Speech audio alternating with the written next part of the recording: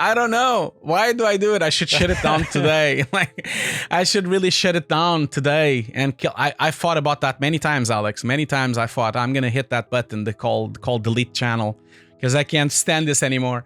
No, I'm joking. But sometimes I do. Sometimes I do think like, oh, this is so much work. Why am I still doing it? And sometimes I do think like that, of course. But it started a bit.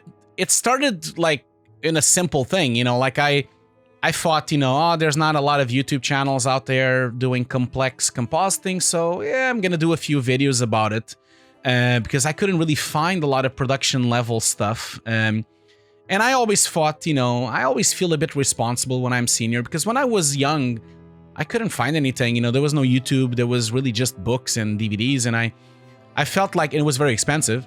So I felt like, somehow I felt responsible. I've managed to succeed in my career. I managed to reach a high level of work and professionalism. And I felt, well, it's probably my responsibility to try to help people that are trying to grow as well and try to learn. And that's how it started, Alex. I wanted to try to help and try to do what I didn't get when I was young. That was the noble thing of it. But I failed a bit because I always feel bad. I wish I would do more. I wish I would do more videos. Whenever I have one, it's so funny, isn't it? Because you get all the nice comments, you get all the likes, but then there is one bad comment, and that's the only one that sticks. The bad comment is always the same. Oh, you don't do enough videos, or this video sucks, or you should do another video about this or that, and I feel bad every day. I'm feeling like, oh, I wish I did more, and I wish I could like transfer my mind into YouTube and just like explain everything that is in my mind. Because sometimes I wake up, I have an idea for a video, and I'm thinking, man, this video is going to be amazing. And then I think to myself, but it's going to take a month to do, and I'm not going to do it. It's really because your life is on hold, no, during that time. Exactly, that's the thing. When I'm really going for on a video, like a big review or a big tutorial, or even one of my videos on my course, everything stops, man. I don't have time to go anywhere. I don't have time to. I'm working late. I'm working late nights. It's like it's a struggle, and sometimes you can't pause your life. It's funny. I don't really know anymore why I'm doing it. Not anymore. I think I love to do videos on YouTube. I do. I enjoy them. Not entirely sure if I have a motive anymore because I am not really doing a lot of tutorials anymore because I do often some tutorials when I'm doing streams on Twitch, but that's a different thing. That's the Twitch streams. In the live streams I do, those of course are workshops and those are pure tutorials, but I'm thinking of bringing my channel to a different audience now as well. I'm now that I'm older, now that I've experienced so many things, and now that there are so many YouTube channels doing the same that I used to do, I kind of feel I don't want to repeat anything. I think there's a lot better nuke artists out there now to do these videos, and I feel to myself, I'm not going to waste my time doing the same as they did. I might as well just retweet or point to their videos and say, go and watch this. I do that to my students all the time. You guys should watch this video and that video and that video and that video. I just think, maybe I should talk about other things. I want to talk about the state of the industry. I want to talk about, mental health in the industry. I want to talk about the creative process. That's why I did the panels with Cave Academy. That's why I'm doing the podcast with Ian from Before and Afters. Ian Fails. We talk about the topics that really interest me. This morning, I launched episode 3 of my podcast, and the main topic is why so many behind the scenes and making offs pretend that there were no visual effects on films. Like, why do they make this CG is bad and there's no CG? We did it all for real. When it's all bullshit. They of course used CG and used compositing.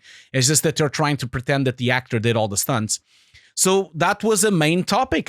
We talked a lot about that, and I love talking about that. So these days I'm more interested on talking about these core topics, these kind of like industry specific issues that really, to be honest, I don't see a lot of people talking about it, especially the mental health, especially the struggles, the dark side of visual effects. That's something I've been preparing to do for a while, a series of videos called The Dark Side of Visual Effects. And I feel like that's where now I'm inspired to do something different, to try to show people that the industry has some issues that we could probably, if we stick together, can solve, So to answer your question, why am I doing it?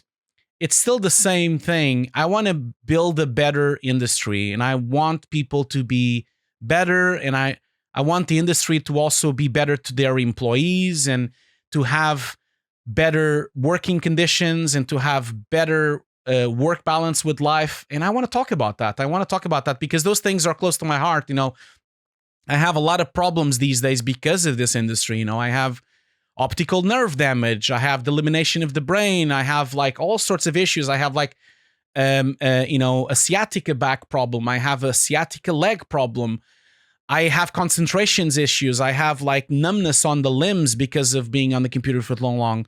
After now 22 years of a career in front of a computer, I'm now suffering all these problems, both mentally, physically. And these are the things that I'm now want to kind of talk about and also like talk about the behind the scenes of the industry as well, because I don't want people to be on the same place as me. I feel like we are a very unhealthy industry. That's why I'm doing these videos, Alex, now. And people don't like them. Would you believe me if I would tell you that the day that I published the mental health video, which is a video I did with Cave Academy about talking about the mental health status of this industry, that on that video, the day I published it, not only it was one of the worst performing videos I've ever had on my channel, and I don't mind that, it's fine, but I actively had 50 people that unsubscribed my channel on that day when I published that video, And that tells me something. That tells me that there is a problem. That tells me that people don't want to talk about these things. They just want to talk about the fancy behind the scenes and the breakdowns, and they don't really want to spend too much time talking about the bad side of it. Not that I only want to talk about the bad side. I want to talk about the good stuff as well. Still love this industry. But I feel that it's our responsibility, the older generation that is now on this industry, because I'm not young anymore.